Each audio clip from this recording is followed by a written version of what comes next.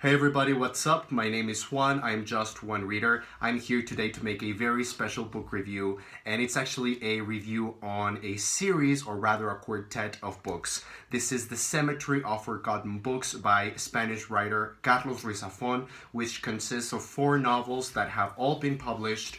The last one hasn't been translated to English yet, but it has been released in the original Spanish, and I have read it. I actually finished it a couple of days ago, and that's why I'm making this review right now. The first book in this series, and the most popular by far, is The Shadow of the Wind, La Sombra del Viento, followed by El Juego del Ángel, The Angel's Game. The third one is El Prisionero del Cielo, The Prisoner of Heaven.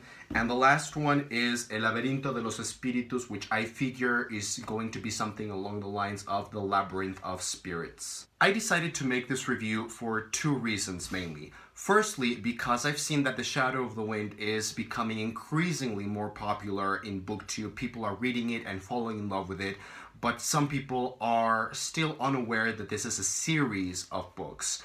And secondly, because I haven't really seen a lot of videos, particularly in English or by an English-speaking booktuber, talking about the entire series, because the entire series hasn't been translated into English. But still, I wanted to discuss it. This review is going to be just my thoughts, some opinions, some impressions, completely spoiler-free, so in case you have only read some books in the series but not the entire thing, or if you haven't read anything at all, feel free to watch it.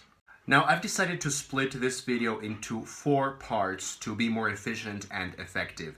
The first part is going to be me talking about the author very generally. The second part is going to be about each book individually, what is the individual plot of each novel. Then the third part of the video is going to be my general impressions, what to expect from this quartet, what's it like in general. And then lastly, the fourth part is going to be the order in which I believe you should read it, because I have read this series a lot of times, and I think I can say which one is, at least in my opinion, according to my experience, what's the best order in which to read these books. Alright, so first, let's talk about the author. Carlos Ruiz Zafón was born in Barcelona in 1964, and in 1993 he published a trilogy of young adult novels. These novels all have a very gothic feel, they are mysteries, and this is pretty much something that he does all the time. He always writes in a very gothic feel. He is very heavy on the prose, and the language is very beautiful and very luscious and very elaborate. Some people can think that it is overwritten. For me, it's always been very delightful, but for some people, that just might not work. Then after that trilogy, he published his first piece of adult fiction, which was another gothic mystery called Marina. And then in 2001, he started his quartet, The Cemetery of Forgotten Books, with the novel The Shadow of the Wind. Like I said, Carlos Ruiz Zafón was born in Barcelona, and that definitely comes across in this particular piece of work, The Cemetery of Forgotten Books. It's pretty much an ode to Barcelona. Barcelona is actually more than a setting, it becomes a character. These books are incredibly atmospheric, very heavy on the setting and the sense of place, and the way that he writes this city is so gothic and so almost like historical fiction. It feels so real but so magical that's one of the aspects that I've enjoyed the most about these books, and that's something that I've found that readers really enjoy about these books, the sense of really being there in this ancient magical Barcelona. Now I'm going to try to do my best to explain what each book in the series is individually about without giving anything away. So I'm going to be very general, very brief, but bear with me.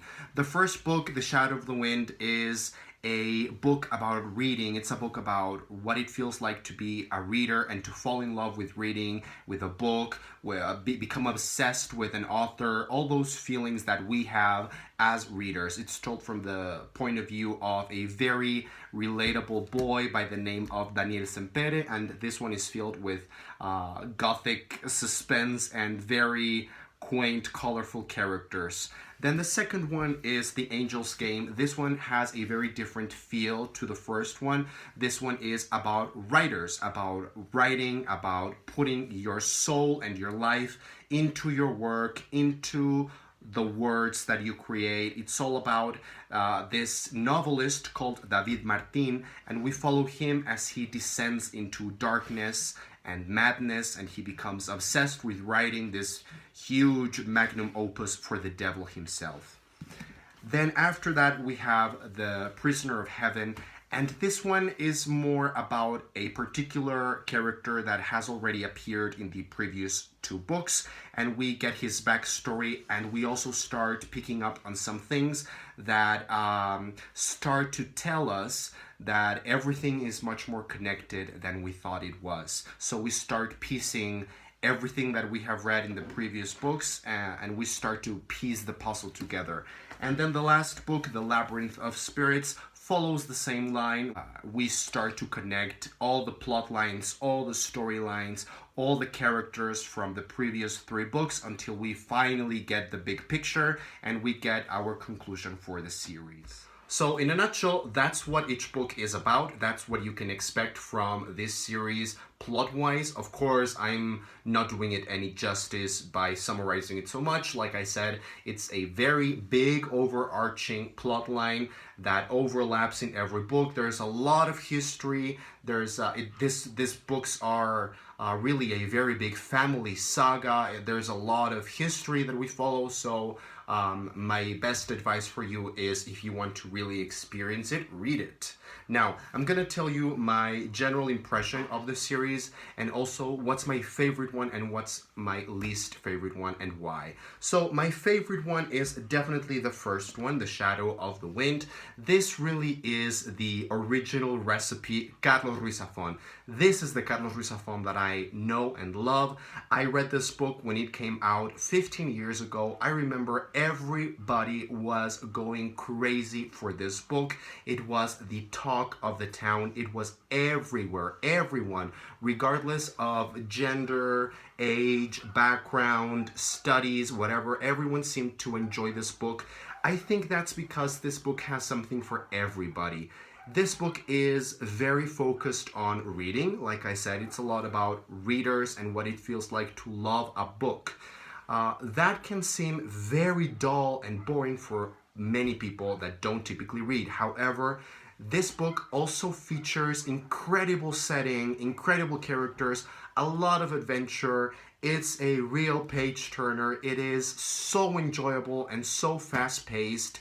It really is a page turner, and it's very hard not to love it. So this one is still my favorite one. It's one of my favorite books of all time, period.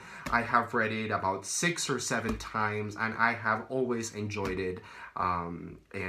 This is the book from out of all the series, this is the book that I would still give 5 stars to. It's wonderful. Like I said, it has a little bit of everything for everybody. Then my next favorite is actually the second one. My likeness for this books, my enjoyment of this books actually goes like this. My favorite one is the first one, then the second one, then the third one, and then the last one is my least favorite. The second one I would give probably a 4-star rating to. This one I really enjoy. It's very different from the first one. So if you love the first one, there's a big chance that you are going to feel very weird when you go into this one, and it feels very different. It's much different in terms of style. We follow a completely different character, a completely different set of characters, completely different plot line.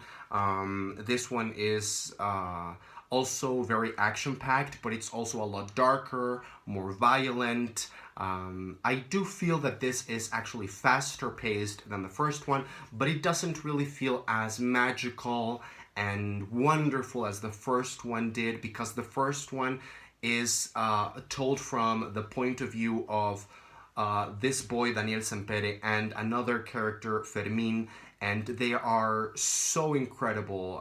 They are just incredibly relatable and likable characters, and in this one, on the other hand, we follow some characters, particularly our protagonist is not very likable. He is kind of a dark genius who is going down like Breaking Bad. He's just going to hell. So this one is very different, but I really enjoy it as well. And like I said, it's my second favorite. Then my third favorite is the third one, The Prisoner of Heaven. This one I really enjoyed. I didn't find it as spectacular. This one is much shorter than the previous two. The previous two are somewhere along the 600 and 700 pages. And this one is about 350. This one is really, like I said, it's much more about one character, Fermin, and his backstory, and it's really enjoyable. It's not as fascinating as maybe the previous two, but here we start connecting everything, and I enjoyed it. It's probably like a 3.5. And my least favorite has to be the last one, The Labyrinth of Spirits. Although I ended up really satisfied and really enjoying myself while reading this book, and I found the ending very, very satisfying, and the conclusion to the series a very satisfying one. I still feel that I had some problems with this book, and I found more weaknesses and flaws with this one than I did with the others. It's just the truth. It's the way it is. So I would give this one probably like a 3 stars, and that's good enough. I'm fine. Now, the first thing that I didn't really love about this book was its individual plot. If you read this book as a standalone, the mystery that this book has as a standalone is not very good, or at least I found it to be very convoluted, very contrived, very hard to follow, and just not as interesting as the mysteries in the previous 3 books were. So there were just too many characters. This book was just very long. It was 925 pages long, and the majority of it felt very unnecessary. So it felt unnecessarily long, and I didn't want that. Originally, when I started reading this book and I realized it was so long, I was so hyped and so pumped because, well, give me 900 pages of Ruiz Zafon. I'm so happy to read that. But then I found it to be very slow and repetitive and unnecessary, and it felt more like filler than substance. Even though I had some issues with the last book, I still feel that this quartet has seriously influenced me. I've been reading these books for the past 15 years. It's incredibly important and meaningful to me, and I just love this writer and his creation so very much. It means the world to me, and I urge you to pick these books up. They are so enjoyable, and you are for sure going to find something of value in them. And now the last part of my review, which order I suggest for reading this quartet. Well, Carlos Ruiz Zafón intended this series to be read in any order that the reader so desires. However, I have found that the way that makes the most sense to me is to read either The Shadow of the Wind or The Angel's Game first, and then follow with the other one. So this one has to be the first one and then the second one, or vice versa, this one first and then this one. Then the third one has to be absolutely The Prisoner of Heaven, because it starts to combine the plot lines from those previous two.